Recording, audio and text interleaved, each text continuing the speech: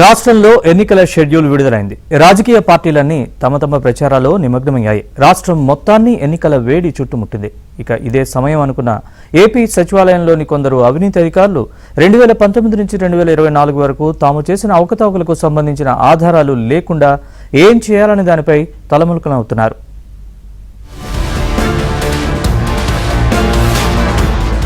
AP సచివాలయం file movement దాదాపు online అయిపోయింది. కేవలం డిపార్ట్మెంట్లలో ఇంటర్నల్ సర్క్యులేషన్ లో ఉండే ఫైళ్లు మినహా అంతా అంతర్జాలంలోకి వెళ్లిపోయాయని అధికారులు చెబుతున్నారు.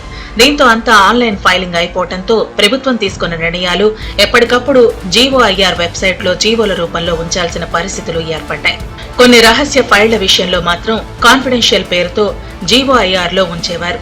అయినా ఆ ఫైల్ నెంబర్ ద్వారా వివరాలు తెలుసుకుని పత్రికలు, మీడియా ప్రభుత్వ వైఫల్యాలను ఎండగడుతుండేవి. ఇక జగత్ సర్కార్ అధికారంలోకి వచ్చాక జీఓఐఆర్ వెబ్ పేజీని మూసేసింది. దీనిపై కొందరు న్యాయస్థానానికి వెళ్లడంతో ఎట్టకేలకు ఏపీ గెజిట్ లో జీవోలు అప్లోడ్ చేస్తామని చెప్పుకొచ్చింది. ఇదిలా ఉంటే ప్రభుత్వంలో అత్యంత కీలకమైన ఆర్థిక శాఖకు సంబంధించి ఫైల్ మూవ్మెంట్ లో అనేక లోపాలు ఉన్నట్టు ఆ శాఖ వర్గాలే చెబుతున్నాయి. అధికార పార్టీకి అంటగాగుతూ కొంతమంది ఉన్నత స్థాయి అధికారులు నిబంధనలను పక్కన పెట్టి తమ వారు అనుకునే కాంట్రాక్టర్లకు భారీగా బిల్లులు చెల్లించేశారు. ఈ బిల్లుల చెల్లింపులో సిఎఫ్ఎంఎస్ లో ఫస్ట్ ఇన్ ఫస్ట్ అవుట్ నిబంధనను పక్కాగా అమలు చేయాల్సి ఉండగా దాన్ని పట్టించుకోకుండా నిబంధనలకు పాత్ర వేశారు. పట్టణ పురపాలక శాఖలో అయితే ఇంకా చేయాల్సిన పనులకు కూడా బిల్లులు చెల్లించేశారంటే ఏ స్థాయిలో అక్రమాలు జరిగాయో అర్థం చేసుకోవచ్చు.